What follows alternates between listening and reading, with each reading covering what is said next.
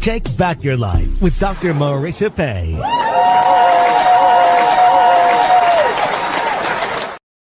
And welcome. You're tuned in to Take My Advice. I'm not using it. Get balanced with Dr. Marissa.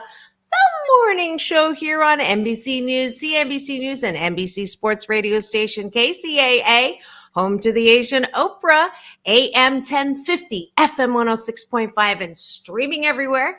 iHeartRadio, Spotify, Stitcher, iTunes, TuneIn, Audible, Amazon Music, Podchaser, JioSaavn, Rumble, Tiki Live, and more. Why so many places? I want to maximize my splatter zone for more hope and happiness. That's what this show's about. So there's no gossip, no scandal, no K-words, no Kardashian talk, no Kanye talk, any of that or whatever he's calling himself, because I want you to focus on your own reality show and how you can be happy 88% of the time. That's my mission. And that's why I have shows with guests like Layla Ali last week, like Dr. Michael Bernard Beckwith the week before, like Mark from Mark and Brian tomorrow. And today I have a super special guest. His name is Caldwell Williams. And I'm just going to use this little clip to introduce him. You'll recognize the guy beside me as my guest from last week, Farron Dozier, who is a fellow host at KCAA. So before I give him the formal introduction, please enjoy this little video that will give you a sense of the 88 years of fabulous work that my very special 88-year young guest has had. Enjoy.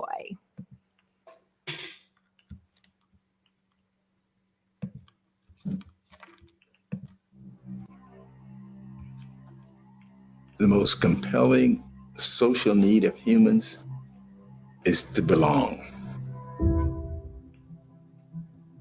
All four of my grandparents were born slaves. My father's father, he was 7 years old and sold away from everything and everybody he knew. He never again saw any member of his family.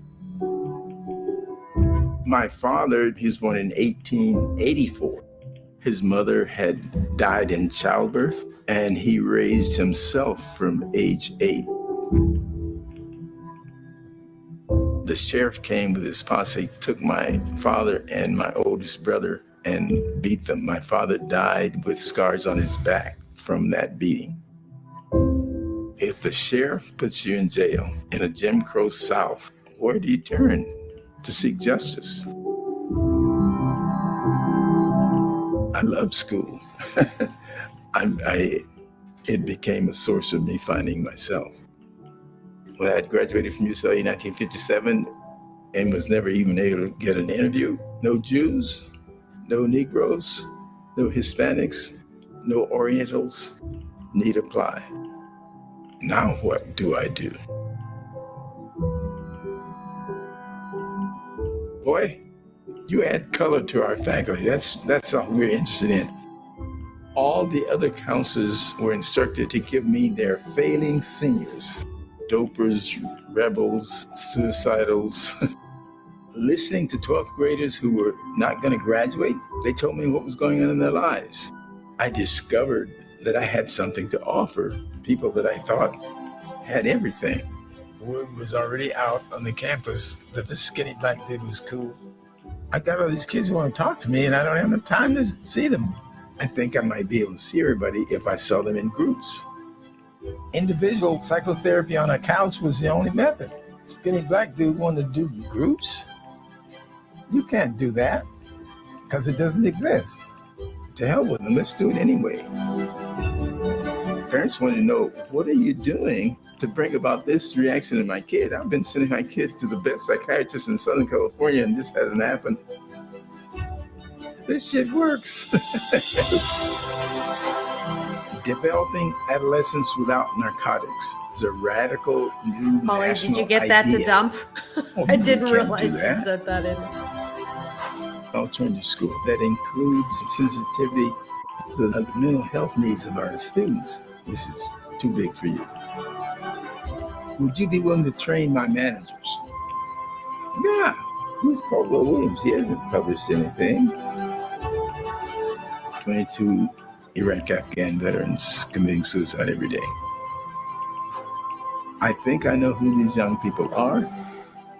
Mr. Williams, you don't want to touch this.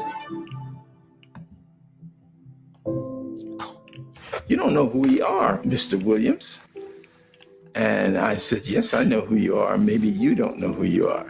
Did your parents encounter racism? Oh my gosh, yes. How about your grandparents? Oh my, even worse. Then how did we get here? Someone persisted and prevailed in spite of. I would assert that no less is required of us.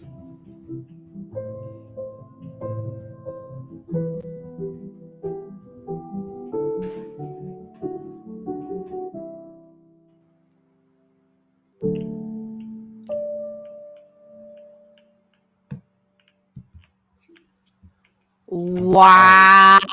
Hold on.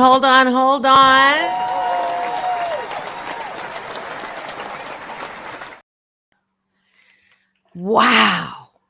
Yeah.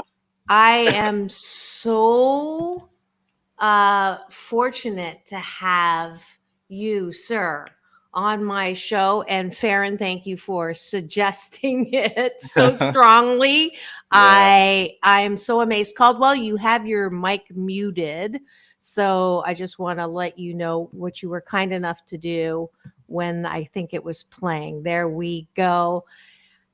That is incredible. Caldwell, wow. I mean, I knew about the education side, but I had no idea about all of the other pioneering work. So what an honor to have you here on the show as well. You know, I also taught at UCLA in the, I don't think you knew that, Farron, in the Anderson School, Graduate School of Management. So we are, I'm connected to you. I preceded Anderson. Yes, you did. Yes, you did. Wow, that's so amazing. So I don't really need to do an introduction in all of that covered in the Vimeo. Thank you so much. But I will ask you this question, which I don't know if I asked you, Farron. Sometimes I like to play this little game called I Don't Have an Answering Machine, Caldwell. I have a questioning machine. And when you call me, it says, who are you and what do you want? So, Caldwell, who are you and what do you want? My top plate. In 1965, the federal government passed Title I, federal aid to public education to try to turn around the low achievement of marginalized children. Almost half a century later, I've been unable to find any published data that anybody has succeeded in that mission, although the funds keep coming.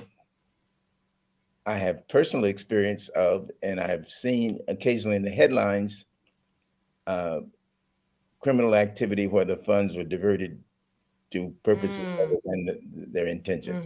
Most recently, a famous National Football League quarterback and the governor of his state. So with 40,000 Title I schools and no system of monitoring what actually happens with the funds. That's what you want.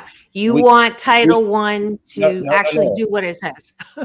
Yeah, well, I want the problem solved. Yeah. There's an infamous definition of insanity, which is doing the same thing over and over again and expecting a different result. We have a different result from a different approach. And I'm here talking to you, hoping to get into the national dialogue what my more than 6 decades of work and innovation has taught. Because you can do the work, but if your story isn't told, nobody knows.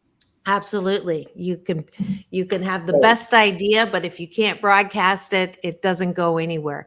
Yeah. So let me just right to the point of your heart, which is sounds like there's always hope, and the people that people give up on, you have made an entire 6-decade effort to say that no one is past hope, that no one, no matter how down or no matter how poorly they've been treated, no matter how they feel about themselves, they can be magnificent. Absolutely. And we're talking about a proper prescription that comes from a proper diagnosis.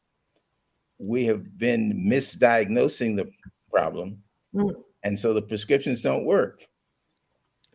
So, We're so you're talking about student level, people who come back from the war is what I saw on the Yes. clip, and um, any disenfranchised. So let's put the moose on the table.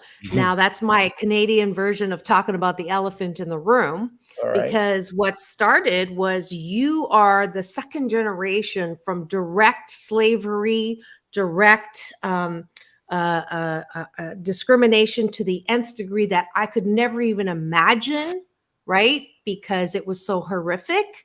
And so in this very short time we have, what would you say that individuals who are undergoing discrimination right now, the Black man, the Black and brown population, Black women, Latino men and women, what can we do, one, outside of that particular group and inside that particular group?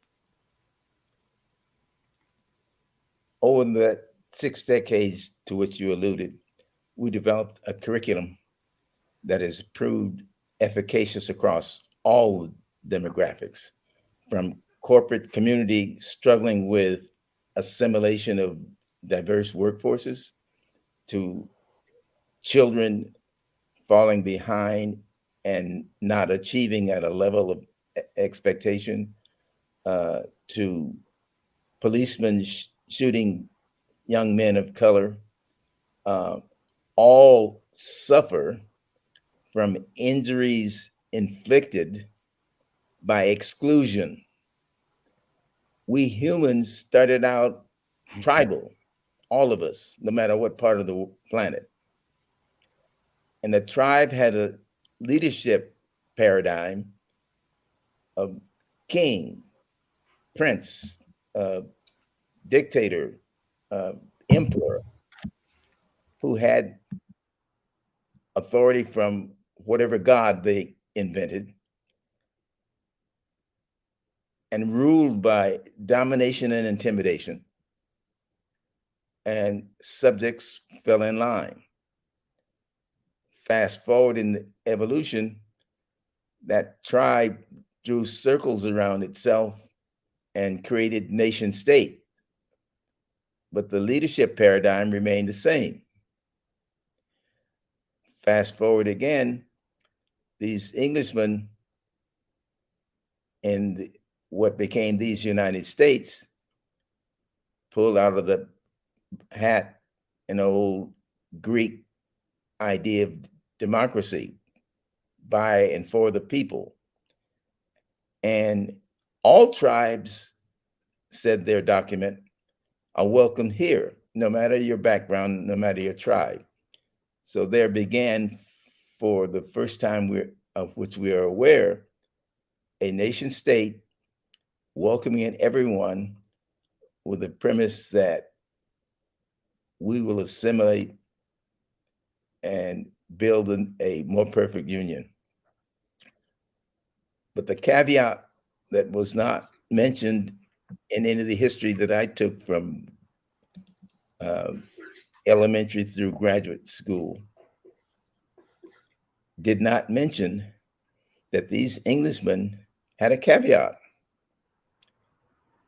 If you're not Englishman, you are hyphenated.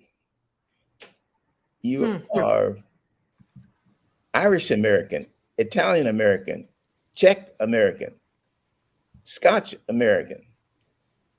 And when you arrive, you are welcome to your balkanized ghetto. No Englishman was ever hyphenated, and no Englishman ever had to live in a ghetto. The Southern Englishman, whose resources were slavery, weren't too hot on this idea of a democracy where every citizen has a vote. So with a wink and a nod, New England Englishmen allowed their Southern brothers to set up their own system. And they insisted, no, we're not building a democracy, we're building a republic. And the distinction they made between democracy and republic, the power is in the state, because we have more black folk down here than white. And if we let every person vote, we lose control. Wink and a nod from the New England Englishman. Okay, you do your thing. And from that day forward, even Englishmen who lived in the South felt excluded. This nation was run by, and is still perceived by Southerners as run by, New England elite. All 7 Ivy League schools are in the Northeast, none in the South. And they started out ostensibly on an even playing field. And that's a good point. I never thought about that. The insurrectionists who attacked the Capitol came from all over the country. And the unpublished data on them is they are all descendants of hyphenated groups. No Englishman attacked the Capitol because it's their country. Interesting. And the injuries inflicted by exclusion are mental injuries of self-loathing, lack of integrity, depression, and suffered by all who were excluded, not just people of color. But the romantic story is, it's just the people of color who are having this problem. If you look at the attack on the Capitol, I didn't see Asian faces, Latino faces, maybe 1 or 2 Latinos, or 1 or 2 brown-skinned blacks. It was overwhelmingly European immigrant descendants who've been angry and creating conspiracy theories that objectify the government as a deep state enemy of the people. The president they want to put on Mount Rushmore, Ronald Reagan, you can find in the archives him saying, government is the problem. It's not a solution for your problem. Your government is your problem. And that resonates with descendants of the excluded, Southerners and Midwesterners. Every Midwestern state had what they call sunset laws, which meant if you weren't white, you had to be out of town by sunset. This is even during the Jim Crow years. And I'll end with this. What does Colin Powell, Harry Belafonte, Sidney Poitier, et cetera, have in common? What? All of them are descendants of immigrants who did not have to suffer 100 years of Jim Crow. When slavery ended in the islands, those people got to begin to participate fully in their societies. When slavery ended in the United States, ostensibly, those Northeasterners gave a wink and a nod at the Southerners, and they established Jim Crow, which was a continuation of slavery. We had 100 additional years of exclusion, and we are that 100 years behind even the islands of our Jamaican and Bahama brothers. Interesting. Yeah, yeah, and you have a wonderful student, Farron, who actually gave me a teaser about your curriculum, looking at both of those powerful phenomena that you talk about, exclusion and objectification, Yes. which was, I understood it. I've been calling it uh, the Pygmalion effect, which is you see what you believe, and it's not, I'll believe it when I see it. You actually see it when you believe it, and the strength of that BS belief system on how you see different groups, they become then what you believe about them. Farron, I'm going to let you get a word in edgewise here, although the teacher's here. Yeah. Yeah. So go ahead. I know that Yeah. you have a couple As things. as he's mentioned, the impact of exclusion and inclusion is an emotional silent trauma, and that's something that we pay attention to the activities of life, but do we really pay attention to the experience and the emotion part of life? And that's a lot of now what we talk about: mindfulness. We talk about emotional intelligence, things like that, because you know people are expressing themselves with their feelings, but where is all that coming from? And a lot of it is coming from past history, past pain, experiences from their environment that have hurt them, avoiding disappointment. And so the power of inclusion and exclusion is really for what we talk about is the source, because as you said, once I objectify you as that label, then I can talk to you and I can treat you as such. And the military does it great, as I said before, because we objectify another person to a terrorist or an enemy or a gook, and then now we can kill them. But then one day that brain is going to remember, one day, oh man, that's a person. And now you have to live with those actions and those consequences. And so how do we start to uh, recognize, or get people to understand, or even to self-examine themselves and look within to figure out what are the things that I'm dealing with that may not be the truth, but it's my truth, and then have tools and education to engage in that and challenge Yeah. those thoughts and that mindset. Go ahead, Cole. May I get in on that? Of That course. started my journey. My first work assignment for which I was paid, Soviet Union had launched Sputnik, the first satellite. And if you experience American panic with 1 million dying from COVID, I would say you ain't seen nothing yet. This nation, this nation in 1957 was in panic because every 3 hours that Soviet satellite traveled over the United States, and we knew that it was possible for them to put an atomic weapon in that satellite, and we had no defense for it. So the call went out, and Congress threw money into the pile. We need math and science teachers. We need to catch up with the Soviets. And therein, I saw an opportunity for myself to get a job so I could marry this amazing girl I had met by going one additional semester. I should have graduated in June of 56, but I went an extra semester so I could get a proper introduction to this girl. And it was a proper decision because 61 years of marriage and success ensued. I got a What's her job. name? What's her name? Caldwell Williams. She died 2 years ago of Oh, Alzheimer's dementia, but I cannot complain about 61 years. no, you can't. And she's Uh, loving us and from where she is yes, now. yes, Yeah. yes. And two beautiful sons who are both married, and we have 3 grandchildren. Oh. But where I'm headed, my first teaching assignment was in a school where this 25-year-old Black fellow was like we call a flying buttermilk. Besides the custodian, I was the only Black face on the campus.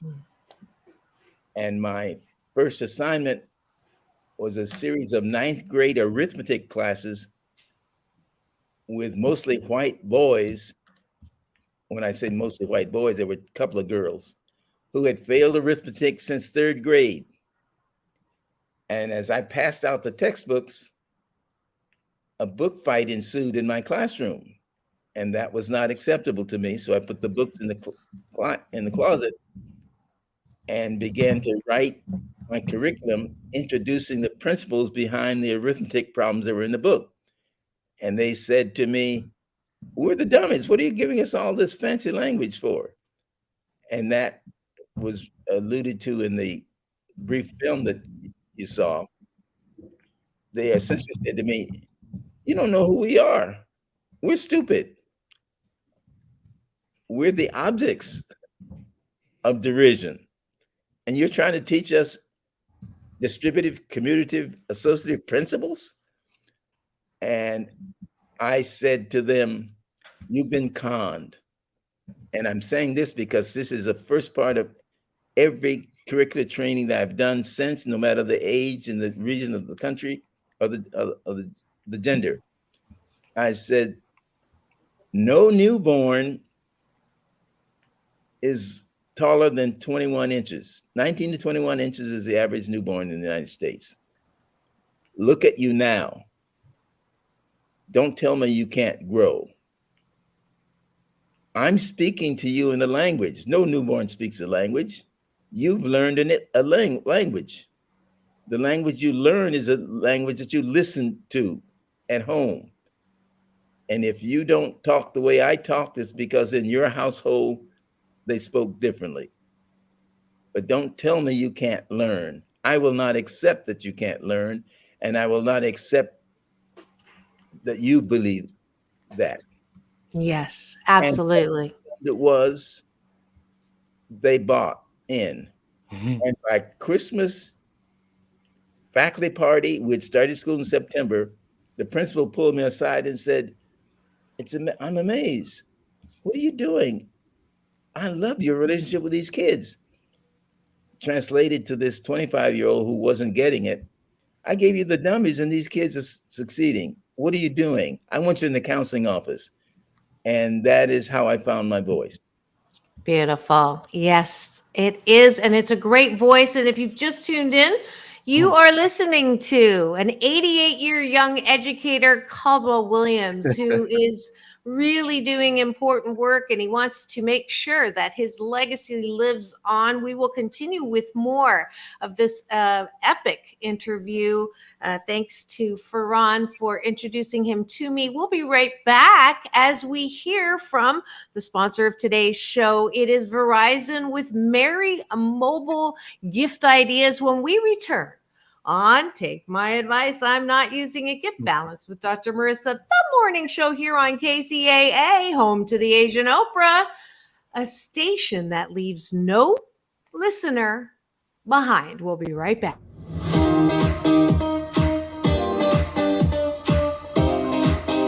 Thank you. Yeah, I was just trying to be cognizant of talking during the sponsoring interview, but welcome back. You're tuned in to Take My Advice. I'm Not Using It. Get Balanced with Dr. Marissa, the morning show here on NBC News Radio, KCAA, home to the Asian Oprah, AM 1050, FM 106.5, and streaming everywhere. iHeartRadio, Spotify, Stitcher, and my YouTube channel that houses my 838 shows. But who's counting? Over the 9.5 years and 523 consecutive weeks. So grateful that you're here to continue to support the show about hope and happiness. And they said that good news would not stay. I'm so glad they're wrong. And I'm so glad that you're here. Make sure, if you have not joined the 21-day fast from complaining with Dr. Marissa, go to www.drmarissa.life so you can make this holiday a non-stuffed with negativity one. And I'm so delighted to have today a very special guest. He is 88 years young. He's an educator. His grandparents were born slaves.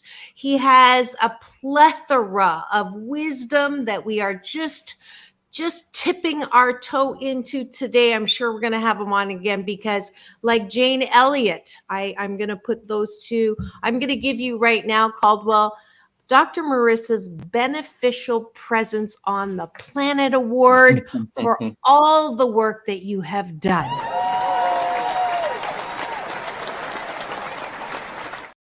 And I do not give that award to just anyone, as Farron can attest to. But Farron, I'm sorry?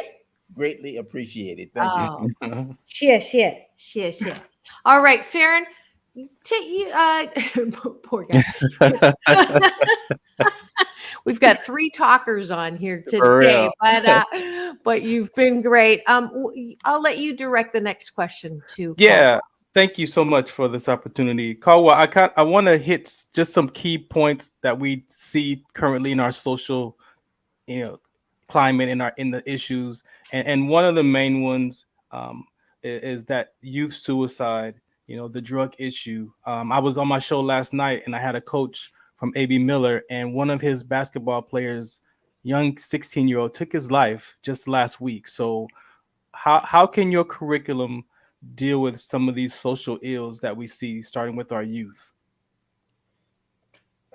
I gave that anecdote about my first teaching job, and classrooms filled with children who felt excluded, depressed, non-participating, and really perceive themselves as throwaways. And our society treats them that way. In our misdiagnosis of the social problem, we predominantly talk about it as ethnic or racial. It's the Black and brown kids who bring up the bottom of statistics. We don't talk about Appalachia. Children, and growing up, and I have 3 young grandchildren, they need warmth and they need structure. And traditionally, a 2-parent household provides serendipitously warmth and structure. But with so many families and divorces and born out of wedlock, etc., an alarming number of children don't have those conditions in which they grow up. And when you are excluded or feel left out or feel abandoned, you are susceptible to predators of all descriptions: sexual predators, gang predators, religious predators, anyone who blow in your ear and say, "We want you," is attractive to you. And particularly these days with social media and the prevalence of designer drugs, those are all tools of predation. And one of the things that I found as I evolved in my career and had an opportunity to spend 20 years as a corporate trainer and consultant, I was amazed at how many families of corporate executives were struggling with those issues, and dad was rationalizing, "Well, I'm out making money. You should be taking care of this at home," blaming the mother. And when you get behind that defense, what you find is there's no training for parenthood. I'm hoping to be excused because I'm putting money on the table. I remember one corporate experience I had with a group that from Wichita, Kansas, and we had to spend a week in Washington, D.C. And when I got mom and the children and dad in the same room talking to one another, the daughter said to dad, "Thank you for the BMW, but I'd rather get a hug from you." And tears all over the place. The executives confessed to me after the week's experience at first we wanted to get rid of you because we were terrified at you opening up this can of worms. But what they found instead on the other side of that was warmth and love. Beautiful. Yes. Yeah. And so this child who committed suicide, in other words and other description and other of the details, was missing warmth, love, and structure. And when we got a few minutes, Caldwell, so I wanted you to kind of direct this one. You know, you talk about that assimilation piece, right? And I met a veteran this weekend who is challenged because of the military structure that we get. Civilians, it's a little different perspective, a different view that civilians have. And so how can that assimilation work between, you know, you talked about how we come up to the parking lot and we exhale or inhale to go in the office, and then when we walk out, we exhale because of all the, you know, different things that we're trying to manage. Yeah, well, there's been a lot published about Black folk inhaling in the parking lot, getting through the day, and exhaling when they can be themselves once they're off work. What I found just recently, working with you in the last couple of years, the white colleague is doing the same thing.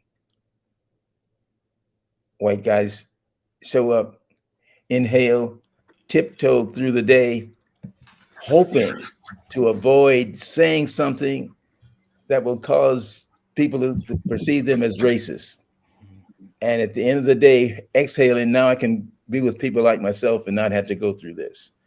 So both are lying through the day and telling a romantic story that sounds good to the public, but not telling the truth, and in many cases not being aware of the truth, that we are all suffering from these injuries of exclusion, and we put on a face when we're able to make money, buy a better car and a better house. It looks like we're succeeding, and so we can add to this romantic story that this nation has done such a great job at assimilation. We are still balkanized. Interesting. Now, this is the second time that you're asked about, the Black and brown community, and then you open it up to say that we're not the only ones, that it is the whole. I find that extremely interesting. And I'm going to ask the question, how can you, who really did get an upfront, close experience of severe discrimination and racism, no job after graduating, no, you're not allowed to have anything, you get the bottom of the barrel, all of that, sit at the back of the bus that you got so personally. How can you forgive? How can you be so magnanimous about this whole thing? Like, you don't sound pissed off at all. And pissed offedness is and it goes back to one of my original questions. Like, if you are a Black and brown person and you are being discriminated against, and you can't just, say, oh no, I'm making this up. Well, how do you deal with that?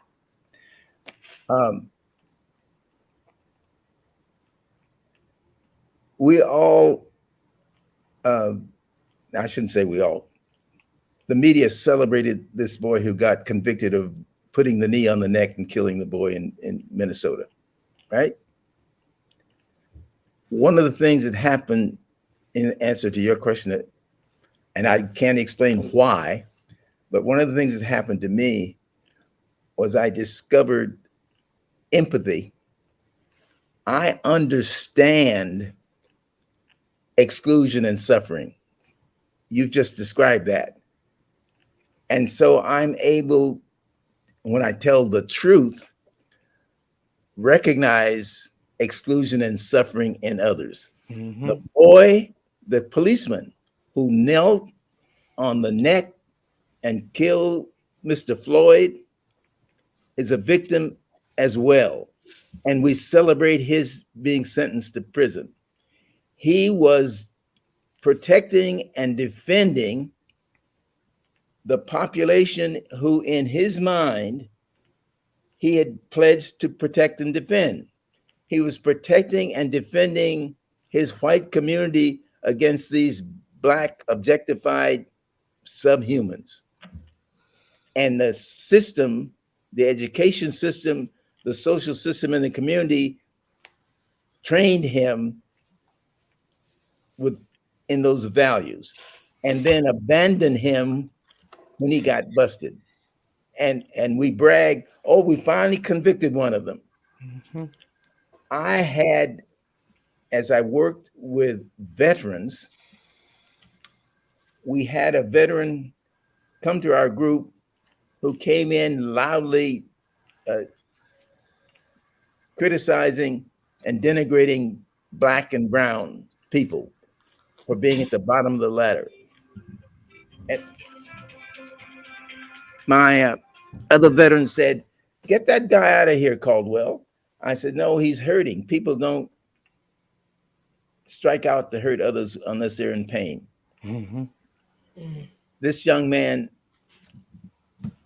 I did not kick him out. The first thing he said to me privately when he pulled me aside, and this was after weeks of being excoriated by other veterans in the group, he said, "Caldwell, my mother was poor white trailer trash in rural Wisconsin. I didn't know who my father was until I was 15. I raised myself, cooked my own food, ironed my own clothes, walked to school in rural Wisconsin because we had no money for the bus assessment.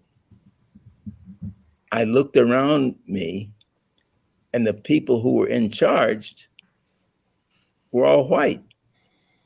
And I was a bright kid in school, so I adopted the attitude of the people who were running the show because I wanted to be a part of that. And that was rural Wisconsin racism, who probably had representatives in the Capitol, insurrectionists. With our curriculum, this young man, and he's available to and has testified to this even today, found another way that he had not heard of in rural Wisconsin. Because when he joined the Marines, he found racist insurrectionists in his Marine unit as officers. And so when the Secretary of Defense talks about weeding out insurrectionists from the uniformed military people, it's a wider spread problem than he knows. And that is why, and I'll end with this, we need to nip it in the bud, starting middle school. My grandson just started 6th grade in middle school. He's maturing, his brain is maturing, his genitals are maturing. He has gone from the secure, and he was a superstar in his elementary school within his classroom. He would mentor peers in his classroom. He was terrified to go to middle school because from one classroom, he now has 5 classes and 1,000 peers. And he was terrified about how he would be able to navigate that. Well, he's doing it beautifully. Mm-hmm. Wonderful. Because he has a father who spent his high school years in the school that I created in 1970. What school is that? Within University High School in West Los Angeles, which is the affluent part of Los Angeles. And I received a charter from the Los Angeles Unified School District in 1970 to create a school within University High School where I was able to innovate curriculum that elevated mindfulness to co-equal in focus to cognitive tradition. We have about 1,500 middle-aged folk Because 1970 to 78, they range in age now from about 59 or 60 to 65. Mm. And the little film vignette that you saw is being written, produced, and edited by one of my former students. Fantastic. And at the heart of that will be graduates of that school who are willing to participate in that documentary and tell the story. I can't wait to see it. Unfortunately, Caldwell, we are out of time Yeah. today, and I definitely will have you back. I want to be able to support you right now. The middleman is Farron Dozier because you don't have a website yet. We are working on it. I know that I hope you are moved as I was to tears, and I'm not ever apologizing for crying because tears are the disinfectant that keep our hearts soft.